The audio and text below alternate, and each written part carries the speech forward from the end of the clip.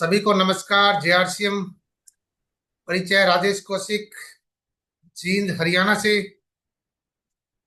Education department में math lecturer की post पे कार्यरत। प्यारे से सुंदर से कंसेप्ट को गुरुदेव अत्रि सर के सानिध्य में सीख रहे हैं और बहुत अच्छा शानदार लग रहा है। जैसा कि आप सभी को पता है, इस सदी का सबसे बड़ा बिजनेस, सबसे बड़े मिशन के साथ हम सब लोग काम कर रहे हैं।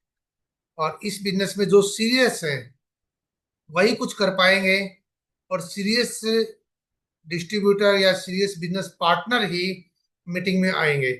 बाकियों को आप कितनी बार बुलाओ, उनको कोई न कोई काम आ जाएगा, कुछ न कुछ दिक्कत जरूर रहेगी उनके साथ। परंतु जो सीरियस है वो टॉप पे रखेंगे, प्रायोरिटी में। उस दिन वो शेड्यूल इस प्रकार का बनाएंगे अपना कि वो किसी भी प्रकार से 8 बजे करेक्ट टाइम पे पहुंच जाएंगे। बड़ा शानदार आज का मीटिंग के लिए तैयारी है महावीर जी की। मेरी उनसे बात हुई थी, वो 5 अलग अलग कंसेप्ट के हिसाब से आपसे बात करेंगे। वो एक आपको बताएंगे कि एजुकेशन किस तरह की, इसकी बिजनेस की मोटिवेशन क्या क्या है। इंफॉर्मेशन भी आपको देने वाले हैं, बीच में सूचनाएं किस प्रकार की है। और किन्हीं 2 प्रोडक्ट के ऊपर वो बात भी करने वाले हैं, कैसे ज्वाइनिंग बढ़ाई जाए, जून के महीने को कैसे खास बनाया जाए। इस तरह की विशेष तैयारियों के साथ आज महावीर जी आ रहे हैं। वो सारी तैयारियां के लिए आपको तभी फायदा है जिस आपने जिसको भी आमंत्रित किया था, अगर वो नहीं आया है तो अगले 5 मिनट के अंदर आप उसको फोन करके बुला ले, ताकि वो जितनी तैयारी महावीर जी ने की है उसका फायदा आपकी पूरी टीम को मिल पाए। वो सभी उस के हिसाब से अपनी प्लानिंग कर पाए और जून को खास बना पाए। मीटिंग में, प्रोग्राम में एक बार एक कोटेशन बोली जाती थी कि ना गर्मी जून में है, ना गर्मी खून में है, गर्मी तो जुनून में है। अर्थात जुनूनी लोगों का बिजनेस है। जिसके अंदर जुनून नहीं होगा उसको जून में गर्मी लगेगी, वो घर पे कूलर के नीचे, एसी के नीचे बैठेंगे। परंतु जिसका जुनून है वो पक्का फील्ड में रहेंगे। वो सुबह से शाम तक इस प्रकार फील्ड में रहेंगे जैसे ड्यूटी के दौरान बाकी सभी लोग रहते हैं। अर्थात जून में स्कूलों की छुट्टियां हो गई हैं, बाकी कुछ दूसरे फील्ड में भी होंगे जिनकी छुट्टियां नहीं हुई हैं, तो वो ड्यूटी पे जब जा रहे हैं, इसका अर्थ क्या हुआ कि कोई न कोई तो ड्यूटी कर रहा है। गुरुदेव अत्रि सर बड़ी शानदार बात कहते थे कि जब वो फ्लाइट में गए वो रात को, तब भी वहां कोई ड्यूटी कर रहा था, दिन में भी कोई ड्यूटी कर रहा है। आज भी हमारी ट्रेनें ऐसी ही चल रही हैं, गर्मी में भी चल रही हैं, सर्दी में भी चलती हैं, बरसात में भी चलती हैं। अर्थात जिस प्रकार से वो सारे काम चल रहे हैं उसी प्रकार से आरसीएम को अगर टॉप प्रायोरिटी में ले लिया जाए तो ये भी चल सकता है, बशर्ते कि हम इसको टॉप प्रायोरिटी में रखें। टॉप पे, 2 नंबर पे नहीं, 1 नंबर पे इसको रखना पड़ेगा। शानदार शानदार रिजल्ट आएंगे। अभी पीछे काफी सारे साथियों के अच्छे रिजल्ट भी आए हैं। हमारी तरफ से मैं जिम्मेवारी लेता हूँ कि हम उनका सेलिब्रेशन नहीं कर पाए, परंतु अगर मेरे पास अगर नाम आ जाते हैं तो पिछले 2-3 महीनों के हम सोच रहे हैं कि इकट्ठा सेलिब्रेशन करें, जहां पर ज्यादा मात्रा में लोग आते हैं। और जैसा कि सुना है कुरुक्षेत्र में ज्यादा साथी आ रहे हैं इर्द गिर्द के, तो सेलिब्रेशन वहां भी हो सकता है। दूसरी जगह आप कहीं बताओगे और टीम से काउंसलिंग के बाद वो इस तरह का करेंगे। यानी कि प्रत्येक 3 महीने में अपना सेलिब्रेशन होना चाहिए। इन बिटवीन 3 महीने में जिसकी भी वाइटल पिन आई है, जिसने जो जो अचीवमेंट की है, उन सब का सेलिब्रेशन बहुत जरूरी है। तो उसके लिए टीम से प्लानिंग करेंगे, अपलाइन के साथ भी डिस्कस करके, अत्री सर के साथ और डाउन लाइन से काउंसलिंग से सबसे मीटिंग करके प्लानिंग करेंगे। तो इस तरह का भी एक शुरू करने जा रहे हैं, ताकि जो व्यक्ति काम करे उसको उसका क्रेडिट जरूर मिले। नहीं तो क्या हो रहा है, कोई व्यक्ति किसी भी पिन पे आ रहा है, पता ही नहीं लग रहा है किस पिन पे आ रहा है, क्या हो रहा है। तो ये सारी चीजें भी हम उसमें ऐड करेंगे। आप सबके बीच में ज्यादा बाधा ना बनते हुए क्योंकि 5 मिनट मेरे पास होती है, 5 मिनट ही मैंने लगाई है। आप सब अगर जोश दिखाना चाह रहे हैं तो मैं आमंत्रित करने जा रहा हूं। उससे पहले मैं जो जिन जिन साथियों के वीडियो ऑन है मैं उन सबका वेलकम कर रहा हूं। सबसे पहले है जगजीत सिंह जी, वेलकम सर आपका आरसी बिजनेस की आज की मीटिंग में। सुरेंद्र सिंह जी आपका वेलकम सर। फकीर चंद जी आपका भी वेलकम। महावीर जी तो हमारे चीफ स्पीकर है, इनका भी बहुत बहुत स्वागत है। रितु शर्मा मैम आपका हार्दिक अभिनंदन। अशोक कुमार जी हार्दिक अभिनंदन। हरिओम जी हार्दिक अभिनंदन। देवेंद्र जी हार्दिक अभिनंदन। सुमन देवी आपका भी हार्दिक अभिनंदन। उर्मिला मैडम आपका हार्दिक अभिनंदन। उसके बाद में रमेश जी आपका भी हार्दिक अभिनंदन आज की मीटिंग में। और इतने ही साथियों का वीडियो ऑन था, एक साथी और है ये हेमंत प्रसाद सिंह जी, आपका भी हार्दिक अभिनंदन। इतने साथियों का वीडियो ऑन था और जो किसी कारण से वीडियो ऑन नहीं कर पाए हैं उन सबका भी मैं आज की शानदार शानदार स्पेशल मीटिंग में हार्दिक अभिनंदन करता हूं, स्वागत करता हूं। और उम्मीद करता हूं कि आप अपनी कॉपी पेन लेके बैठे होंगे जरूर। और अगले 50 मिनट अपने दिमाग को यहीं पे रखना है और कहीं पे दिमाग को नहीं लेके जाना है। यानी कि आपने फिजिकल भी यहाँ पे मौजूद होने चाहिए और मेंटली भी आप यहाँ पे मौजूद होने चाहिए। आप सब मिलना चाहते हैं महावीर जी से? Yes yes, yes. Yes yes बिल्कुल। मेरे को सबके मुस्कुराते चेहरे नजर आ रहे हैं। कई साथियों ने ऐसे भी कर दिया है, कई साथियों ने यस कर दिया है। तो मैं आमंत्रित करने जा रहा हूं आज के हमारे chief speaker Mahavir ji. Welcome sir. बहुत बहुत धन्यवाद। बहुत बहुत धन्यवाद सबका। उस परमपिता परमेश्वर का, उस शक्ति का जो हमें बोलने के लिए एक ताकत देती है, देखने के लिए आंखें दी हैं, सुनने के लिए कान दिए हैं, बोलने के लिए जीभ दी है। उन सब शक्तियों का मैं जो है सबसे पहले वंदना करता हूं। और आवाज आ रही सर? जी इससे पहले मैं अपनी जो भी अपलाइन है, जो हमें मौके मौके पर जो है गाइडलाइंस देती हैं, हमें आगे बढ़ने के लिए प्रोत्साहन करती हैं, मैं उन सब का बहुत बहुत धन्यवाद करता हूं। और इस वेबिनार में उपस्थित जो भी साथी हैं उन सब का भी मैं धन्यवाद करता हूं। और उस परमपिता परमेश्वर से ये कामना करता हूं कि हम सब एक दिन डायमंड के लिए बिल्कुल फिट हैं और डायमंड बनेंगे। इन्हीं बातों के साथ मैं आज का जो अपना एक छोटा सा वक्तव्य है, मैं उसके बारे में थोड़ा सा बताऊंगा। कितना सही है कितना गलत है वो तो आप सब बाद में जानेंगे।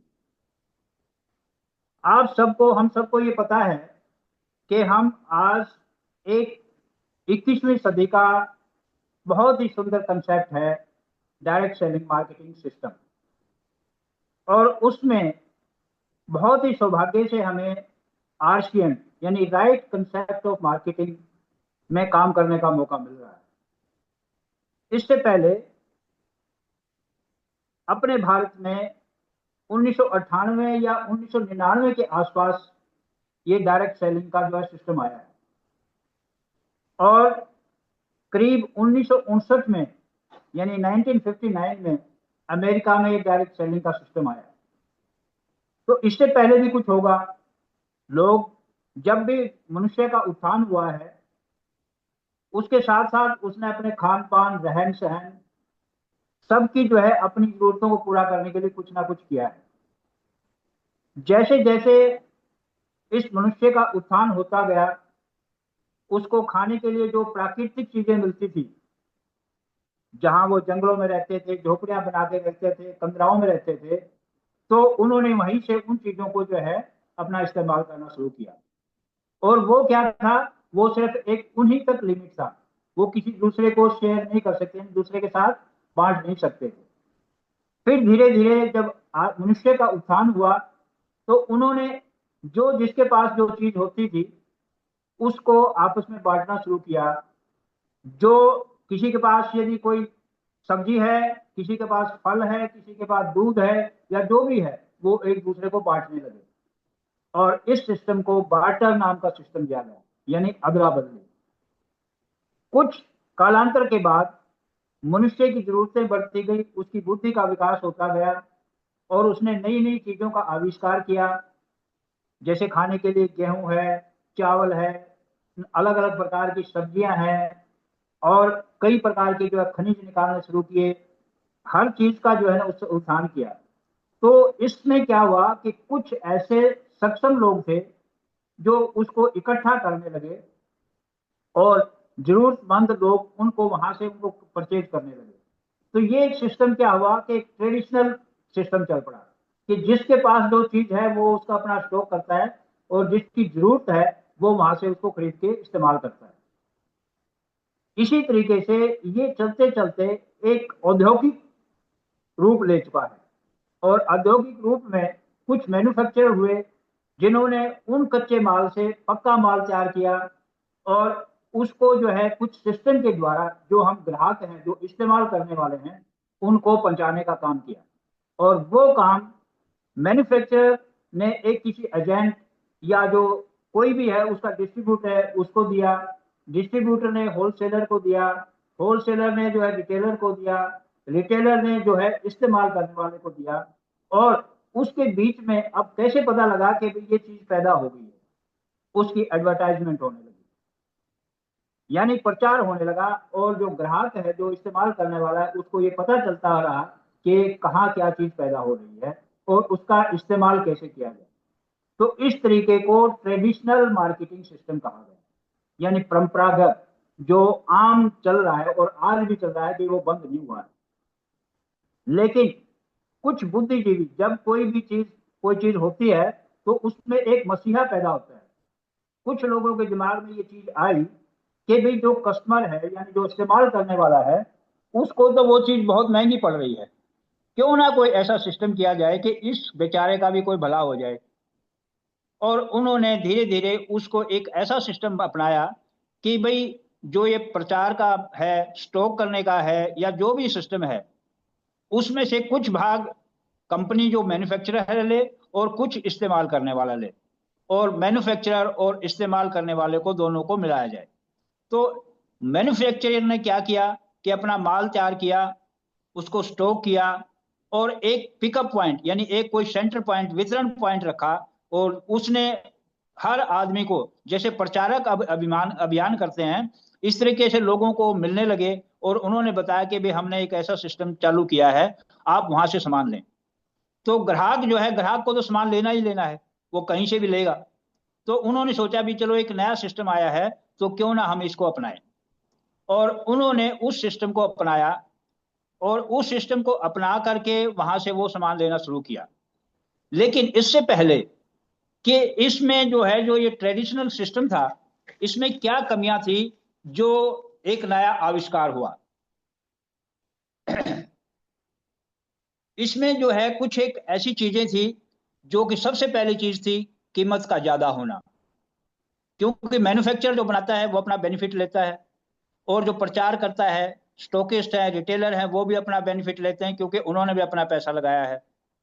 और ये करते हुए जो इस्तेमाल करने वाला था, उसको वो बहुत दुगनी कीमत में मिलने लगा।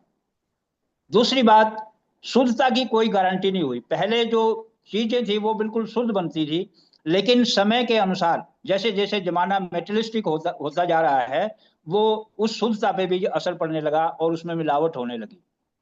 तीसरे, ईर्षा, यानी एक दूसरे को देख के जलन, कि वो मेरे से ऊपर क्यों हो गया। चौथा है कंपटीशन। और उसके बाद देश के विकास में इसकी कोई भागीदारी नहीं रही। क्यों? क्योंकि टैक्स जो है, जो सही तरीके से नहीं दिया गया, इससे देश का विकास रुका, और अमीर और गरीब के बीच एक बहुत बड़ी खाई पैदा होने लगी। गरीब गरीब ही रहने लगा, और अमीर अमीर ही होता जाता रहा। और सबसे बड़ी बात, कि जो इस्तेमाल करने वाला था यानी ग्राहक था, उसकी कोई हिस्सेदारी नहीं थी। वो सिर्फ अपना पैसा दिया, सामान लिया, इस्तेमाल किया, और ये सब चला। इन चीजों को ध्यान में, जब मैं, जैसे मैंने बताया कि कुछ मसीहा पैदा होते हैं, जब कोई एक किस्म से कोई अत्याचार लगाओ या कोई बुराई जो है इस सोसाइटी में पैदा होती है, तो उसको दूर करने के लिए कुछ मसीहा होते हैं। और उन्होंने ये जो है डायरेक्ट सेलिंग का जो है सिस्टम जारी किया। उसमें उनको क्या क्या फायदा हुआ, कि जैसे कीमत कीमत तो वही है, लेकिन उस कीमत में जो वो कीमत हिस्सेदार दे रहा है यानी ग्राहक दे रहा है, उसकी भागीदारी होने लगी, उसको कुछ फायदा होने लगा, उसके घर में जो है ना कुछ जो उसको मिलना चाहिए था वो मिलने लगा। दूसरा, शुद्धता। शुद्धता की गारंटी इसलिए है क्योंकि हर चीज का पक्का बिल मिलता है। मैन्युफैक्चरर अपने ही लेवल पे वो अपने वितरण केंद्र पर पहुंचाता है और वहीं से ग्राहक लेके जाता है, तो मिलावट का कोई गुंजाइश नहीं रही। किसी प्रकार की कोई ईर्ष्या या कंपटीशन नहीं। जितने भी डायरेक्ट सेलिंग कंपनी है वो अपना मैन्युफैक्चरिंग करती हैं और इसी सिस्टम से अपने ग्राहक तक पहुंचाती हैं। बल्कि इसमें जो है ना एक और वो चीज होने लगी कि जो साथ में काम करने वाले हैं उनके उत्थान के लिए, उनकी तरक्की के लिए काम किया जाए। सबसे बड़ा जो काम हुआ कि देश के विकास में इसकी भागीदारी होने लगी। क्यों? क्योंकि सही तरीके से टैक्स दिया गया और सही तरीके से उसमें जो है वो उसकी वो गई। इसको चाहे गरीब हो चाहे अमीर हो, वो सभी जो है इसमें भाग लेने लगे। सबसे बड़ा जो है कि जो ग्राहक था उसकी हिस्सेदारी से उसका एक व्यापार करने का मौका मिला, उसके घर में खुशियां आने लगी और उसका जो एक गरीबी का जो लेवल था वो उससे आगे बढ़ने लगा। लेकिन अब ये बात उठती है कि भाई जब ऐसी ऐसी ये चीजें हैं कि डायरेक्ट सेलिंग है, तो लोगों ने ये कहा कि भाई जो है ना पैसा तो हम जो है ना पहले जो ट्रेडिशनल मार्केटिंग उसमें भी कमाते हैं, नौकरी करते हैं उसमें भी मिलता है, या कोई भी किसी से करते हैं, तो हम डायरेक्ट सेलिंग ही क्यों करें? हमें जो है ना इससे क्या आ जाए, ये बातें पता होने के बावजूद भी, क्योंकि लोगों की जो पुरानी धारणाएं हैं वो इतनी जल्दी नहीं बदल पाती। तो इसमें जो है मैंने कुछ दो चार पॉइंट को जो है ना लेने की कोशिश की है कि ये जो चल रहा है उसमें क्या बताता है। जैसे नौकरी है या बिजनेस है या और कोई व्यवसाय आप जो छोटा मोटा कर रहे हैं, दुकान कर रहे हैं, उनमें ये कर रहे हैं, तो उनमें क्या थोड़ा सा फर्क है वो मैं बताने की कोशिश करता हूँ।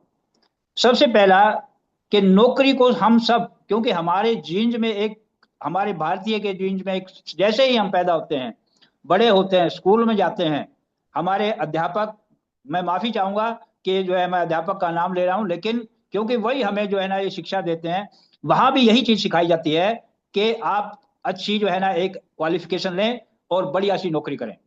कहीं ये नहीं सिखाया जाता कि आप ये इतना बड़ा बिजनेस करें। क्यों? क्योंकि ये चीज हमारे इन चीजों में जो है ना हमारे ये जो हमारा सिस्टम है, एजुकेशन सिस्टम है, उस एजुकेशन सिस्टम में ही नहीं है। तो करोड़पति जो है वो एक नौकरी वाला कभी नहीं बन सकता, और यदि बनता भी है तो वो जो नंबर एक जिसको बोलते हैं हम ईमानदारी का जो है उससे कभी नहीं बनता। और जो बनते भी हैं, हो सकता है कि वो बन जाए कि जिसकी जो है तनख्वाह वो 4-5 लाख रुपए पर मंथ हो, वो करोड़पति बन सकता है, लेकिन कितने लोग बनेंगे, कितना परसेंटेज है? बहुत कम है। इसी तरह जो है डायरेक्ट सेलिंग में जो है, बिजनेस में जो है करोड़पति बन जाते हैं, करोड़पति होते हैं क्योंकि वो करोड़ों पैसा लगाते हैं, लेकिन वो कितने होते हैं? अभी अमूमन जो है जब भी हम किसी भी मीटिंग में कहते हैं कि हमारे 95% जो है ना वो लोग हैं जो गरीबी रेखा और उसके आसपास हैं, सिर्फ 5% जो लोग ही हैं जो कि अमीर और करोड़पति हैं। लेकिन डायरेक्ट सेलिंग एक ऐसा सिस्टम है जिसमें आप जो सिस्टम दिया गया है, जो उसके रूल्स एंड रेगुलेशन ये हैं, जो उसकी बेसिक फाउंडेशन हैं, यदि आप उनको फॉलो करते हैं, उनको अपनाते हैं, तो आप करीब 4 या 5 साल में करोड़पति बन सकते हैं। ये कोई एक ऐसा फिक्स नहीं है कि भी आप बनेंगे ही, लेकिन बन सकते हैं यदि आप उनको फॉलो करते हैं। दूसरा जो है टाइम कंपाउंडिंग। हर आदमी के पास 24 घंटे हैं, उस 24 घंटे में से वो जितना भी जो चीज अपना इस्तेमाल करे करे, लेकिन उससे आगे वो 1 मिनट 1 सेकंड भी नहीं बढ़ा सकता। अब नौकरी वाला क्या करता है? 9 से 6, 9 बजे, उसको 9 बजे यदि अपने ऑफिस में जाना है तो जरूरी बात है कि उसको 7 बजे उठकर अपनी तैयारी करनी होगी, अपना वो करना होगा, सफर करना होगा, जाना होगा, और उसके बाद जब 6 बजे उसकी जो है ना वहां से छुट्टी होती है, तो घर आने के लिए भी उसको जो है ना 1-1.5 घंटा लग जाता है। तो वो अपने टाइम को नहीं बढ़ा सकता, ना ही वो अपने परिवार को टाइम दे सकता। इससे क्या होता है कि उसकी सेहत जो है दिनों दिन गिरने लग जाती है। अब बिजनेसमैन, बिजनेसमैन जो है वो टाइम कंपाउंड कर सकता है। कैसे? कि वो अपने कुछ लोगों को जो है ना संख्या बढ़ा सकता है। जहां उसको 10 आदमी की जरूरत है वहां 20 आदमी करके वो टाइम कंपाउंड कर सकता है। लेकिन उस टाइम कंपाउंड में उसका खर्चा कितना होगा, कितनी सैलरी देनी पड़ेगी, जो हर आदमी ये सोचता है कि मैं कम से कम आदमियों में काम करूं। लेकिन डायरेक्ट सेलिंग एक ऐसा सिस्टम है जिसमें लिमिटलेस है। यदि आप काम कर रहे हैं, आपके साथ 10 आदमी काम करने लगे, यदि वो 10 आदमी भी एक एक घंटा या आधा घंटा भी वो काम करते हैं, तो 10 आदमी से 5 घंटे आपको मिलते हैं, और आपके टाइम जो हो जाता है वो करीब 29 घंटे हो जाता है। ये एक डायरेक्ट सेलिंग का जो है बहुत ही बढ़िया जो टाइम कंपाउंडिंग है कि उसमें वो कर सकते हैं। तीसरा है मिस्टेक। यदि आप नौकरी में एक भी मिस्टेक करते हैं तो आपको वार्निंग दी जाती है, और उसके साथ साथ ये भी हो सकता है कि आपको वहां से निकाला भी जा सकता है, आपको बर्खास्त भी किया जा सकता है यदि बार बार गलती होती है। इसी तरह बिजनेसमैन यदि कोई गलती करता है तो उस गलती का इतना बड़ा खामियाजा होता है कि वो दिवालिया हो सकता है, उसकी फैक्ट्री, उसका जो भी बिजनेस है वो बंद हो सकता है, और जिसकी भरपाई करना बड़ा मुश्किल हो जाता है। लेकिन डायरेक्ट सेलिंग एक ऐसा सिस्टम है जिसमें आप गलती करते हैं तो कुछ सीखते हैं। आज मैं जैसे बोलने में यदि कुछ मैं गलती कर रहा हूं, और मेरा अपलाइन या मेरा साथी कोई मुझे ये बताता है कि भाई वहां पर आपकी थोड़ी सी ये चीज गलत थी, तो मुझे उससे एक शिक्षा मिली, और मैं आने वाले टाइम में उसको सुधार करके जो है ना आगे बढ़ूंगा। इससे हमारा कोई नुकसान नहीं होता है, क्योंकि हमने क्या निवेश किया है, हम तो सिर्फ लोगों से बात कर रहे हैं। यदि बात करने में कोई गलती हो जाती है या कोई काम करने में गलती होती है, सुधार हो। लेकिन इसके साथ साथ एक ऐसी गलती है जो हमें इस डायरेक्ट सेलिंग में नहीं करनी है, बहुत ही इंपॉर्टेंट गलती है वो, जो हम ये सोचते हैं कि भाई चलो डायरेक्ट सेलिंग में कोई भी गलती करो माफ हो जाएगी, नहीं। वो गलती क्या है कि अपने चरित्र पर किसी भी प्रकार का दाग ना लगने दें, किसी को झूठा वायदा ना करें, किसी को प्रलोभन ना दें, किसी अपलाइन डाउनलाइन यानी लाइफ लाइन क्रॉस लाइन किसी की निंदा ना करें। यदि आप इनसे बच जाते हैं तो आपको सीखने का मौका मिलेगा और आप सीखेंगे। लेकिन यदि आप इन गलतियों की तरफ ध्यान नहीं देंगे, और जाने अनजाने में यदि आप गलती कर पड़ते हैं, तो आप डायरेक्ट सेलिंग में बिल्कुल आगे नहीं बढ़ सकते, बल्कि जो आपने किया है वो भी आपका जो है बिल्कुल खत्म हो सकता है। चौथे नंबर पे आता है बॉस का होना। हर नौकरी में, कहीं भी आप, चाहे प्राइवेट नौकरी हो चाहे सरकारी नौकरी हो, कैसी भी हो, आपके ऊपर एक बॉस होता है, और वो बॉस के इशारे पे आपको चलना पड़ता है। आप घर में हैं चाहे अपने स्थान काम करने के स्थान पर हैं, वहां भी बॉस का असर आपको नजर आएगा। मान लो कि आप छुट्टी करके घर पर पहुंचे, और घर पर पहुंच करके बॉस का एक फोन आ जाता है कि आपको कल ये चीज की तैयारी करके आनी है, तो आप अपना जो भी घर का काम है, जो सुख चैन है आपका, वो बिल्कुल खत्म हो जाएगा। लेकिन आपको वो करके ले जाना, यदि वो नहीं करके ले जाएंगे तो अगले दिन आपका जो है ना, उसमें जो भी चीज है, अपमान होना या जो भी कुछ है आपके प्रति जो है ना, वो बहुत सख्त रवैया अपनाया जाएगा। बिजनेसमैन खुद बॉस है, लेकिन कुछ समय के बाद उसका बिजनेस उसका बॉस बन जाता है। क्यों? क्योंकि उसको उसी के मुताबिक काम करना पड़ेगा। यदि वो बिजनेस के हिसाब से काम नहीं करता है तो उसका बिजनेस बिल्कुल जो है ठप हो सकता है। लेकिन डायरेक्ट सेलिंग में एक ऐसा है कि आप अपने आप के बॉस तो बन ही जाते हैं, और दूसरों का भला करते हैं, परिवार का भला करते हैं, और वो बॉस आप अपने आप को देख करके सोच सकते हैं कि भाई मैं क्या कर रहा हूं, अपना मूल्यांकन अपने आप कर सकते हैं, अपना काम अपने आप कर सकते हैं, अपने परिवार को संभाल सकते हैं। तो ये जो है, इसके बाद आता है कि पर्पज। आप नौकरी में क्या पर्पज लेके जाते हैं? सिर्फ एक ही पर्पज है कि मुझे पैसा कमाना है, लेकिन आप दूसरे के पर्पज के लिए काम कर रहे हैं। यदि गवर्नमेंट जॉब में है तो गवर्नमेंट का जो पर्पज है, गवर्नमेंट की जो वो चीज है, जो भी चीज गाइडलाइंस है उनके हिसाब से आप काम करना पड़ेगा।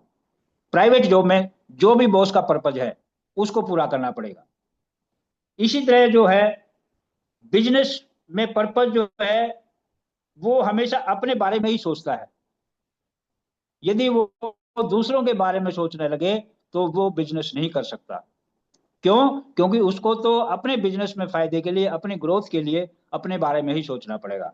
लेकिन जो डायरेक्ट सेलिंग है, वो अपने साथ साथ जो भी उसके साथ काम करने वाले लोग हैं, पहले वो उनका हित चाहता है, उनका भला चाहता है, उनको करोड़पति बनाना चाहता है, उनकी जो है ग्रोथ देखना चाहता है, तब जा करके वो जो भी जो है जिसके साथ आप काम कर रहे हैं वो करेंगे। इसके बाद आता है लर्निंग।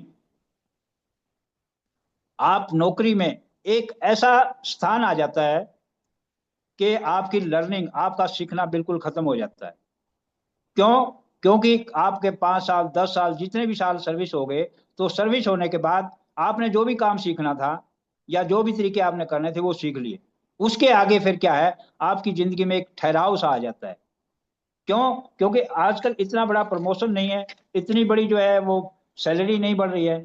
तो उसके दिमाग में क्या आता है कि भाई जितना मैंने काम सीखा है उसके मुताबिक मुझे मिल रहा है, मुझे और सीखने की क्या जरूरत है। और उसका जो व्यक्तित्व है, उसके व्यक्तित्व का विकास जो है वो बिल्कुल जो है ना खत्म होने लगता है। और आखिर में उसके अंदर जो है नेगेटिव सोच आनी शुरू हो जाती है, अपने परिवार के प्रति भी, सबके घर में चिड़चिड़ापन जो है उसके उसमें हो जाता है। इसी तरह बिजनेस में सीखना पड़ेगा, सीखना पड़ता है और सीखते हैं, लेकिन वो कितना महंगा पड़ता है। एक एक सेमिनार यदि जो है कोई भी किसी मोटिवेशन लीडर या किसी भी जो है ना वो उसको आप एम्प्लॉय करो, तो वो कितनी बड़ी भारी जो है ना फीस लेता है। और यदि आप अपने से नीचे वालों को सिखाते हैं तो उसमें भी खर्चा करना पड़ेगा। लेकिन डायरेक्ट सेलिंग में एक ऐसी है लर्निंग है कि जब आप इसको शुरू करते हैं और आपकी पीढ़ी दर पीढ़ी जब तक ये चलता है, इसमें सीखना बंद नहीं होता और आपका कोई खर्च भी नहीं होता। लेकिन इसी को मैं थोड़ा सा एक हल्का सा जो है ना वो मैं इसका एक हमारे अपने सोच के मुताबिक मैं एक पॉइंट देना चाहता हूं कि इसको भी सीखने के लोग खर्च समझ बैठते हैं।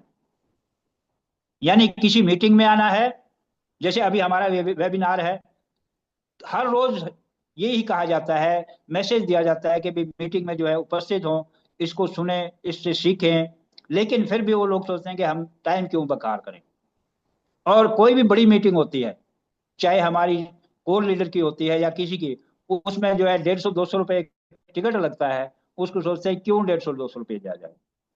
ये एक है। लेकिन यदि हम इस चीज पे थोड़ा सा ध्यान दें और ये करें तो हमें सीखने का एक इतना लिमिटलेस, इतनी चीजें हैं कि जो हम जिंदगी भर सीख सकते हैं और सीखते ही रहेंगे। हमारा इसमें किसी भी चीज का कोई अंत नहीं होता है। तो इन चीजों से मैंने जो है थोड़ा सा एक कंपैरिजन करके दिखाया है कि हमारी नौकरी में, बिजनेस में और डायरेक्ट सेलिंग में क्या क्या फर्क है। अब जब डायरेक्ट सेलिंग इतनी बढ़िया है, इतनी अच्छी है, तो ये सब लोग क्यों नहीं करते? इसमें एक बहुत बड़ा पेचीदा पॉइंट है कि इसमें हमारी जो पुरानी धारणाएं हैं वो हमें जो है ना आड़े आ नहीं देती। हम सीखना नहीं चाहते, जैसे बताया, बेसिक रूल को अपनाने नहीं चाहते। हमारे दिल में छोटी छोटी चीज रहती हैं कि शॉर्टकट कैसे लगाया जाए। जो शॉर्टकट से काम लेना चाहते हैं वो कभी आगे नहीं बढ़ सकते। अब डायरेक्ट सेलिंग में हमारा जो आरसीएम है वो सबसे उत्तम क्यों है, मैं इस पे जो है थोड़ा सा बात करना चाहूंगा कि हमारे इन आरसीएम में कुछ ऐसे बिंदु हैं जो डायरेक्ट सेलिंग सिस्टम है, कंपनी जितने भी भारत में चल रही, विदेशों में चल रही हैं, उनसे कुछ अलग है। वो है हमारा स्वास्थ्य रक्षा, महिला सशक्तिकरण और स्वावलंबन। इन सब से बढ़कर के हमारे आरसीएम में कुछ एक ऐसी विशेषताएं हैं जो कि बाकी में नहीं। जैसे सबसे पहला है सेवा भाव, blood line, blood helpline number, वृक्षारोपण, हाइजीन कैंप चलाना और नए भारत का निर्माण करना, स्वास्थ्य क्रांति। ये कुछ शब्द ऐसे हैं, ऐसी चीजें हैं जो आम आदमी को बहुत जल्दी पचाना बड़ा मुश्किल है। वो यही सोचते हैं कि क्या, ये तो कहने वाली बातें हैं। लेकिन आज हम जो भी हमारे गुरुकुल में या जो भी जो है हमारे कोर लीडर हैं, इस जो है कंपनी के जो फाउंडर हैं श्री टीसी छाबड़ा जी, मैं उनको बहुत बहुत धन्यवाद करता हूं। और उनके लिए जो है सम्मान में हम ताली बजाना चाहते हैं कि उन्होंने एक ऐसा हमें सिस्टम दिया है कि जो एक नए भारत के निर्माण की जो परिकल्पना है उसको पूरा करने में लगे हुए। स्वास्थ्य में क्या है, एक कह तो दिया कि भाई स्वास्थ्य रक्षा, लेकिन स्वास्थ्य रक्षा में क्या काम कर रहे हैं? स्वास्थ्य रक्षा में सबसे पहला है कि जितने भी प्रोडक्ट, क्योंकि कोई भी डायरेक्ट सेलिंग कंपनी वो प्रोडक्ट बेस्ड होती है, प्रोडक्ट ही उसका मेन है। यदि वो प्रोडक्ट पर अपना काम करती है तो वो कंपनी आगे बढ़ सकती है। एक प्रोडक्ट नहीं, अनेक प्रकार के प्रोडक्ट जो आदमी के हर रोज के इस्तेमाल के लिए, चाहे वो सुबह से लेकर शाम तक या घर में जो भी चीजें इस्तेमाल होती हैं उन सबको जो है बनाती है। तो ये जो प्रोडक्ट है उसकी शुद्धता की गारंटी है, 100% गारंटी है। आपने कई बार सुना होगा जो हमारा गामा ओरिजिनॉल है या राइस ब्राइन ऑयल है वो उसका ओरिजिन जापान से है, लेकिन जो भारत बना रहा है वो जापान में जब टेस्ट किया गया तो 103% उसका शुद्धता मिली। तो आप इसे अंदाजा लगा सकते हैं कि शुद्धता पर कितना और स्वास्थ्य पर कितना ध्यान दिया जा रहा है। उसके साथ भूमि को उपजाऊ, यानी जो हम पैदा करते हैं यदि वो भूमि ही बंजर हो या भूमि ही जो अच्छी ना हो, उसमें ज्यादा पेस्टिसाइड डाले जाएं तो आगे क्या पैदा होगा? वही चीज पैदा होगी और उन पेस्टिसाइड से, उन जो केमिकल से हमारे शरीर पर बुरा असर पड़ेगा। तो इसके लिए हरित संजीवनी, इसका एक कंसेप्ट लाया गया है कि जो भी हम, चाहे हम हमारे घर में फूल पौधे हैं उनके लिए भी जो है हरित संजीवनी ने एक ऐसा चीज किया है कि जो है पर्यावरण जो है मित्रता रखता है और कोई भी केमिकल नहीं। घरों में केमिकल रहित पेंट, आप अंदाजा लगा सकते हैं कि पेंट को भी एक ऐसा केमिकल रहित बनाया गया है कि लोग जिन्होंने इस्तेमाल किया है, मैंने तो खुद अपने घर पे इस्तेमाल किया है, जहां के यदि आप गर्मी बाहर है तो आपको अंदर इतनी गर्मी महसूस नहीं होगी, चाहे आप कूलर चलाएं या ना चलाएं, एक पंखा ही बहुत सफिशिएंट है। अभी जहां पर मैं बैठा हूं यहां सिर्फ एक पंखा ही चल रहा है, लेकिन उस पेंट का कमाल है कि मुझे यहाँ गर्मी बिल्कुल नहीं महसूस हो रही। इसके बाद है महिला सशक्तिकरण। सबसे बड़ा, हम भारत में जो भी पार्टी आती है, मैं किसी राजनीतिक पार्टी का नाम नहीं ले रहा, वो सब यही कहते हैं कि महिला का उत्थान हो, महिलाओं को आगे बढ़ाओ, उनके लिए ये करो, ये योजनाएं चलाओ, ये चलाएं, लेकिन वो कुछ ही दिनों में कागजों में ही रह जाती हैं। लेकिन आरसीएम एक ऐसा अभियान है जिसमें महिलाओं को बहुत ही आगे लाके खड़ा कर दिया है। और इसके उदाहरण हैं, जब भी कोई भी हमारा सेमिनार होता है, नेक्स्ट जनरेशन होता है या कोई भी होता है, उसमें महिलाओं की भागीदारी क्या है। और आज जब सेलिब्रेशन होते हैं जहां पर अपने क्या नाम भीलवाड़ा में, जब हम भी अपना कोई भी होता है, एकेडमी होती है या डायमंड क्लब की जो होती है, तो कितनी महिलाएं होती हैं और कितना उनको सम्मान दिया जाता है। ये क्या है? ये एक सोच है, इनको प्रोत्साहन दिया गया, उनको प्रोत्साहन, और वो आगे कब बढ़ पाई हैं? क्योंकि उनको प्लेटफॉर्म दिया गया। यदि प्लेटफॉर्म ना दिया जाए तो वो कैसे आगे बढ़ सकती? स्वावलंबन, स्वावलंबन जो है वो एक ऐसा है कि जिसमें आप कोई निवेश नहीं करते लेकिन आपको फायदा ही फायदा होता है, अपने परिवार की सुरक्षा करते हैं, उसको पैसिव इनकम देते हैं। ये सारी चीजें जो है ये कुछ ऐसी है कि जो आरसीएम एक अलग रूप से ले रहा है। अब कुछ लोग ये भी कहेंगे कि भी बाकी जो कंपनियां हैं वो भी इन चीजों को जो है अपना रही हैं, लेकिन वो कहाँ तक अपना रही हैं? वो बहुत लिमिटेड है। और हम आरसीएम में जो काम कर रहे हैं, यदि हमें इन चीजों का पता नहीं है तो फिर हम आरसीएम के लिए कुछ भी नहीं जानते। इससे आगे हर काम में पारदर्शिता है, आपका क्या कमीशन आएगा, आपको क्या मिलने वाला है, आपका कितना फ्री रिवार्ड है, आपको कौन सा ऑफर कब कितना है, उसकी हर जानकारी वेबसाइट पर डाली जाती है, आपके मोबाइल ऐप में आ जाती है, आप उसको सब देख सकते हैं। इसके बाद किसी से कोई भेदभाव नहीं है। और वितरण के अंदर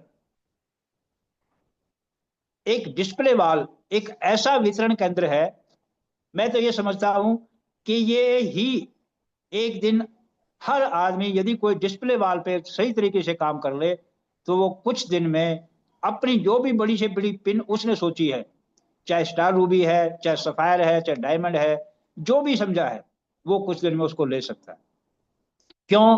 क्योंकि आपके पास वो सारी चीजें अवेलेबल होंगी, आपके घर में इस्तेमाल होंगी, आपके आस पड़ोस में देखी जाएंगी। जो लोग ये कहते हैं ना जी मैं तो अपने आस पड़ोस की दुकान से ले लेता हूँ, तो वो आपके घर से लेगा, लेकिन उसमें आपको थोड़ा सा ध्यान करना पड़ेगा, अपने आप में जो है ना उसमें लगाना पड़ेगा। तो मैं कुछ देखिए, इसको कहने के लिए जो है ना कि आरसीएम का प्लान इतना वो है, ये सारी चीजें कितना भी बढ़ा के कह लो, लेकिन मैंने कुछ पॉइंट्स पे मतलब जो है एक प्रकाश डालने की कोशिश की है कि हमारी चीजें अभी हमारे जो आरसीएम में है वो समय समय पर हर तरीके में काम करने के जो तरीके हैं उनमें बदलाव किया जा रहा है। क्यों? क्योंकि जरूरी है। हम कहते हैं कि जो डायरेक्ट सेलिंग है वो एक बदलाव है, लेकिन यदि बदलाव ना किया जाए तो फिर किस काम का? अब बदलाव क्या है कि समय पर जो है कंपनी हमें कुछ ऑफर देती है, हमें कुछ गिफ्ट देती है, हमें कुछ प्रोत्साहन देती है, चाहे वो हम बेशक हमें उनको अर्जित करने के लिए हमें कुछ मेहनत करनी पड़ेगी, अलग से मेहनत करनी पड़ेगी, लेकिन वो हमें मिलते हैं। जैसा कि अभी एक ऑफर चला है, यदि आप मई जून में 120 न्यूट्री चार्ज रिफ्रेशर, चाहे वो ऑरेंज है चाहे वो दूसरा है अनार और अखरोट वाला, यदि वो आप अपनी सेल्फ आईडी पर 120 न्यूट्री चार्ज रिफ्रेशर का बिलिंग करवाते हैं तो आपको एक रेन कोट, बहुत ही शानदार रेन कोट है, मैंने उसको देखा है, आप जो है ना उससे पहले भी लोगों ने लिया होगा, वो आपको फ्री दिया जाएगा, जिसमें कि आपके जो है जैसे ही टारगेट पूरा हो जाएगा तो आपको मैसेज आ जाएगा। उसके बाद कंसिस्टेंसी रिवार्ड, नहीं नो, नो, बाद कंसिस्टेंसी रिवार्ड है जो कंपनी 6 महीने यदि कोई भी एसोसिएट बायर पानी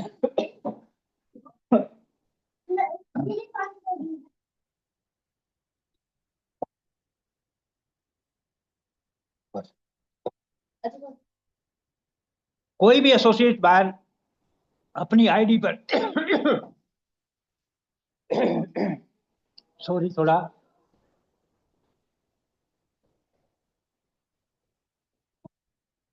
तो हर 6 महीने के बाद उसको जो है वो उसका रिवार्ड मिलता है। वो रिवार्ड है यदि आप 100 पीवी से लेकर 1499 पीवी तक करते हैं तो आपको 12% मिलेगा।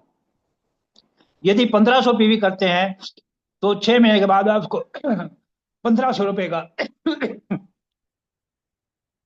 2500 करते हैं तो 2500 रुपए का मिलेगा, 5000 करते हैं तो 5000 का मिलेगा। ऐसा कहां पर है? देखिए ना आप। और उसके साथ साथ आपको जो है जो कमीशन है, जो परफॉर्मेंस बोनस है, जो कंपनी की तरफ बोनस है, वो आपको मिलेंगे। यदि आप ओपनर एंड अबव हैं तो कंपनी अपनी जो उसका प्रॉफिट है उससे आपको जो है ना वो कुछ आपको देती है। इसके साथ होम डिलीवरी, यदि आप ऑनलाइन होम डिलीवरी करवाते हैं तो उसमें भी गिफ्ट है। कंपनी टाइम टू टाइम जो है ना गिफ्ट अनाउंस करती है कि 101 को दिया जाएगा, 110 को दिया जाएगा या 10 को दिया जाएगा, क्या दिया जाएगा वो कंपनी की अपनी उस पर है, लेकिन हमें इस पर जो है ना वो बहुत मेहनत से और बहुत जागरूक होकर के काम करना पड़ेगा। यदि हम सिर्फ सुन के बैठ जाते हैं तो हम इसमें जो है आगे नहीं बढ़ सकते। तो ये मैंने थोड़ा थोड़ा सा इसमें प्रकाश डालने की कोशिश की है। अभी एक पार्ट मैं लेना चाहता हूं, एक स्पेशल प्रोडक्ट जिसके बारे में कुछ आपको जानकारी देना चाहता हूं, और वो ऐसा प्रोडक्ट है कि कई बार हमारे जो कोर लीडर हैं, हमारे जो भी हैं मैन्युफैक्चरर हैं या इस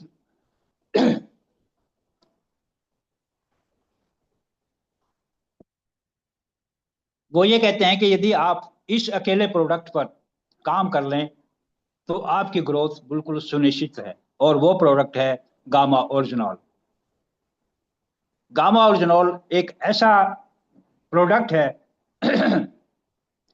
जो हमारे शरीर पर 17-18 जो किस्म की जो हमारी व्याधि आती हैं, तकलीफें होती हैं, उनमें काम करता है। लेकिन उनमें से मैंने कुछ को जो है सिलेक्ट किया है। वो है, सबसे पहला है हाइपोथायराइडिज्म, दूसरा है ब्लड प्रेशर लोअरिंग, यानी ब्लड प्रेशर को कम करता है, तीसरा है एंटी डायबिटिक, चौथा है बिल्डिंग मसल्स एंड बोन्स, पांचवा है एंटी इन्फ्लामेटरी,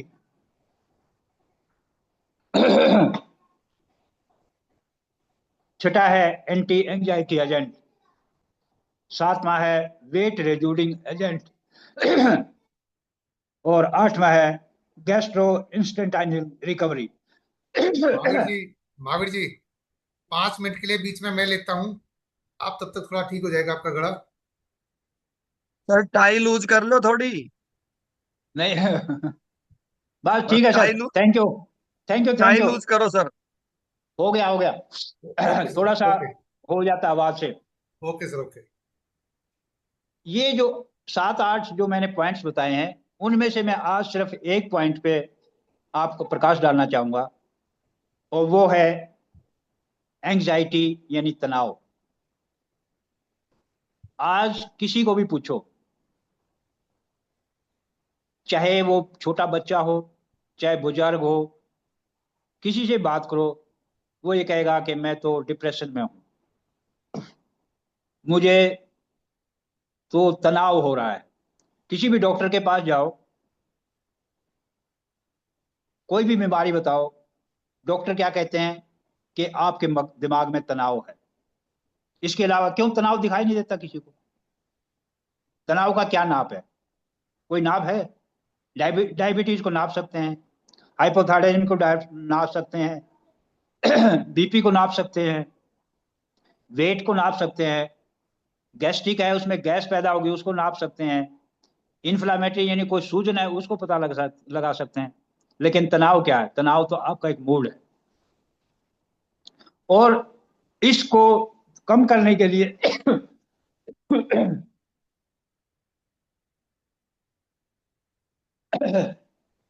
अब प्रश्न ये उठता है कि ये तनाव पैदा कैसे होता है। हमारे शरीर में एक केमिकल प्रक्रिया पैदा होती है हर चीज के लिए, और कुछ ऐसे हार्मोन्स हैं जिनको डोजैक कहते हैं।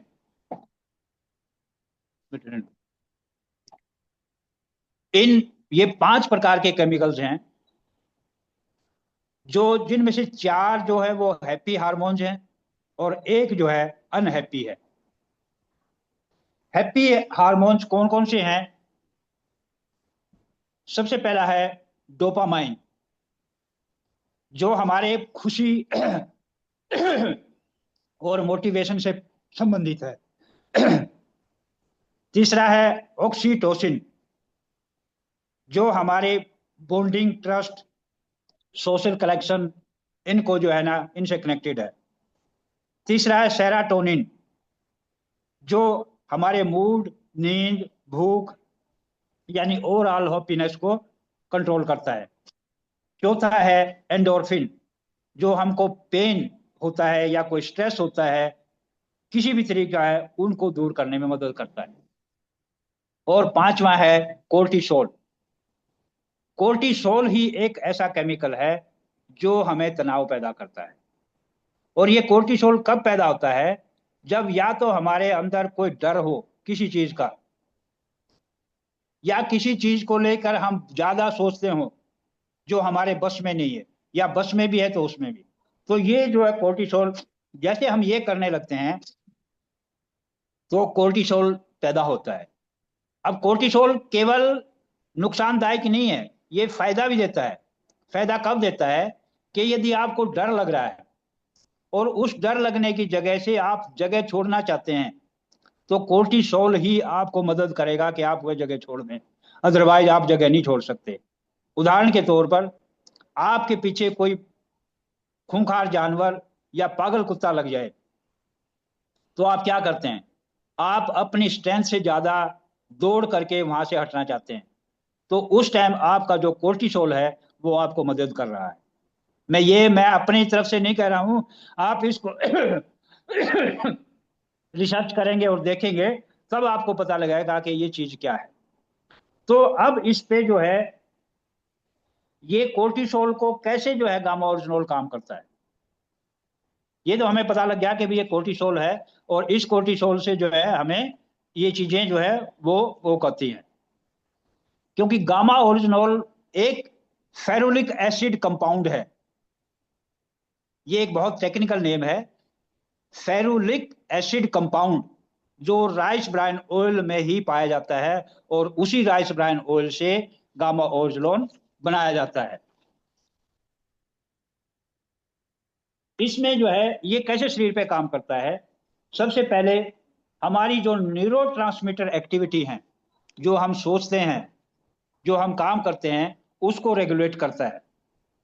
उसके बाद ये हमारी जो रिलैक्सेशन है उसको प्रमोट करता है, और हमारे अंदर जो मैंने से एंडोर्फिन जो हार्मोन बताया था उसको रिलीज करता है, जिससे हमें वो चीज उससे मिलता है।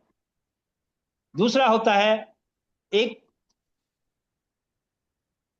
मॉड्यूलेट एचपीए एक्सिस, यानी एचपीए एक्सिस होता है hecto pascal measuring pressure unit.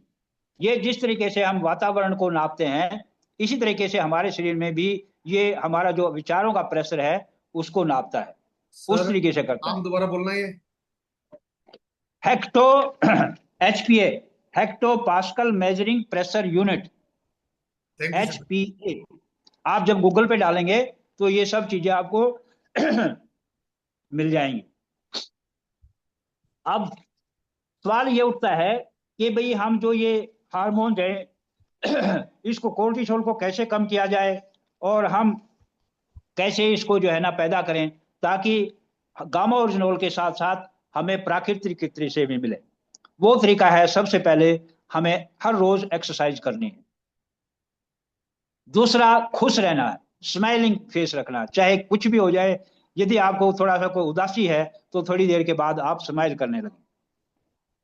उसके बाद सुबह की धूप में लाइट एक्सपोजर करें, और वो खाना खाएं जिनमें ट्राइपोटोफेन, जो एक ऐसा इसेंशियल अमीनो एसिड है जो बॉडी बना नहीं सकती, लेकिन किसी सप्लीमेंट या फूड से ही मिलता है।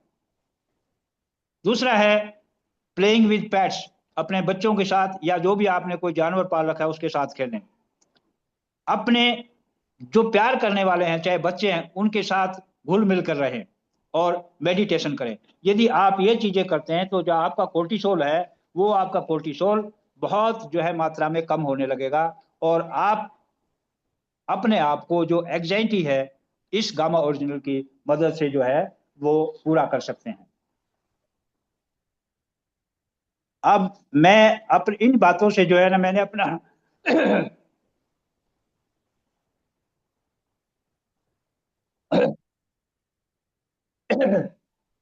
मैं कितना सही बोल सका हूं या नहीं वो आप बताएंगे, लेकिन उससे पहले अभी 5 मिनट है, मैं थोड़ा सा 1 मिनट 10 मिनट है, 2 मिनट और लेना चाहता हूँ, बाकी मैं आपको कमेंट्स के लिए दूंगा।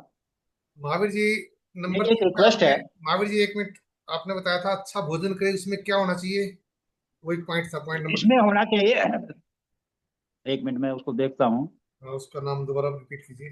ट्राइप्टोफैन, trypto, T try R Y P T O P H A N, try to fan. Tryptophan, ये हमारे खाने में होना चाहिए। ठीक है ये सर। ट्राइप्टोफैन क्या है?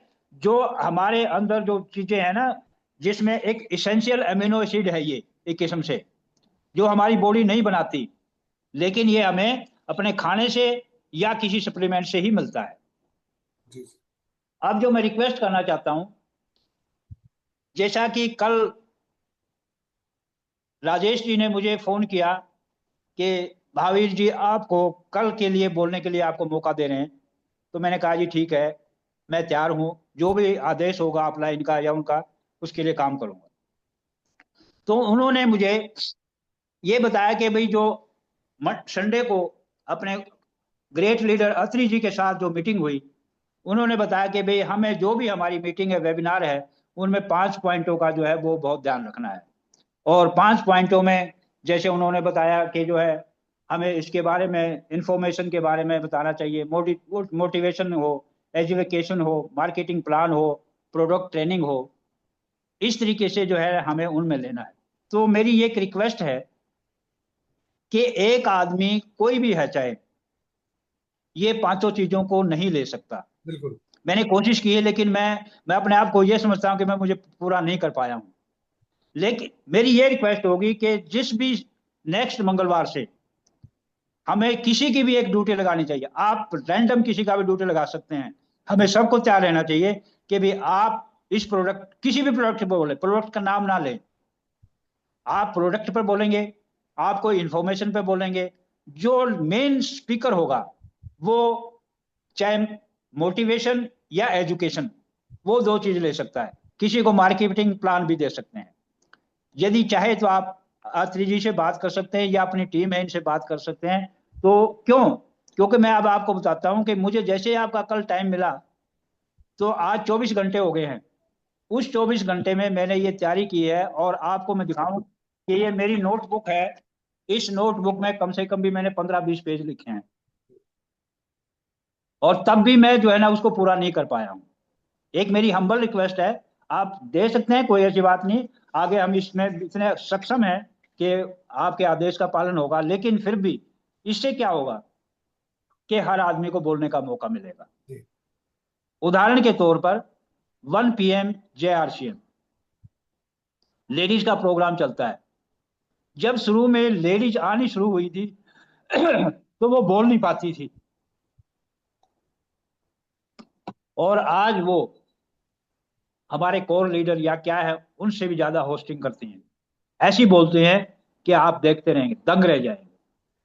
कारण कि उनको प्लेटफॉर्म दिया गया, मौका दिया। और मेरी सभी जितने भी हमारे व्यूअर्स हैं, जितने भी हमारे पार्टिसिपेंट हैं, चाहे किसी ने वीडियो ऑन किया है या नहीं किया है, उनसे ये रिक्वेस्ट है कि वो हमेशा तैयार रहें कि किसको क्या टास्क दिया जा सकता है।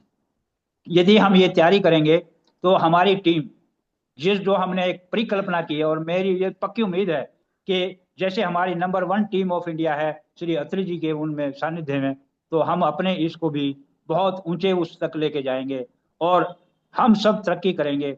और फिर दोबारा मैं उस परमपिता परमेश्वर से प्रार्थना करता हूं कि जितने भी पार्टिसिपेंट यहाँ आज, जो भी चाहे वीडियो ऑन है या नहीं है, उनका कोई कारण हो सकता है। कुछ का कारण हो सकता है कि वो ये सोचते हैं कि भाई मुझे तो पता ही है, मुझे क्या चाहिए था वीडियो ऑन करने की। किसी का कारण हो सकता है कि भाई जो आदमी ये बोल रहा है इसका लेवल क्या है, क्योंकि मेरे पास कोई अभी आज कोई कोई भी रूबी नहीं है, सपायर नहीं है, कुछ भी नहीं है।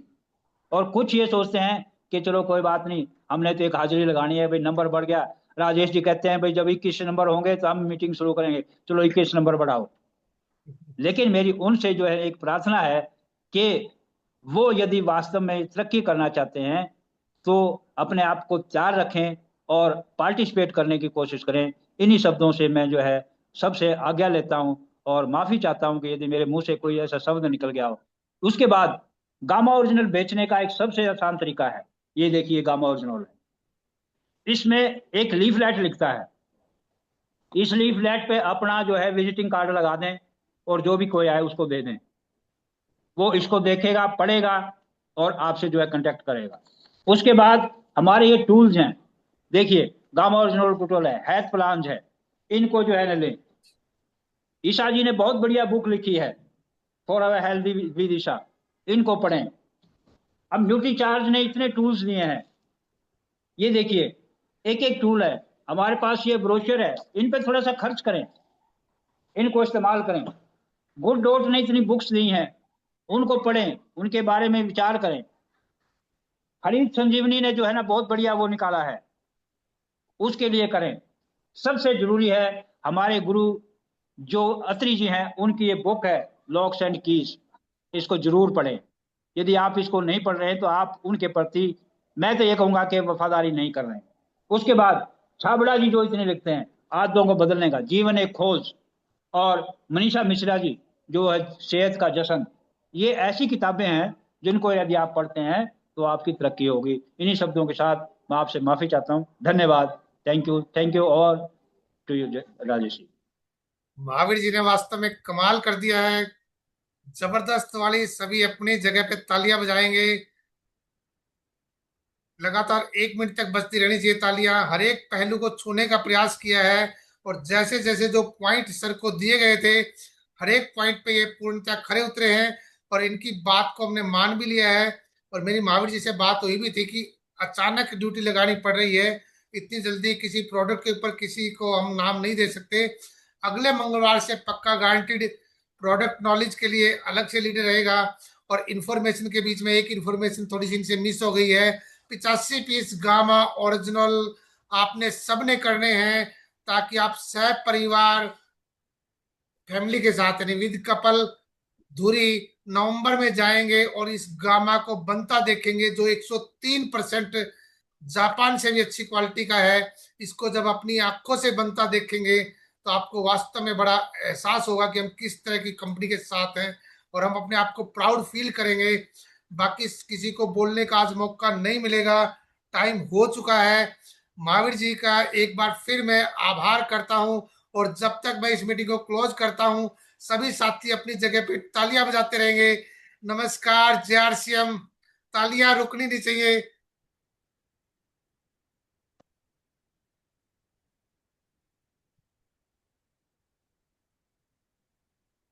धन्यवाद।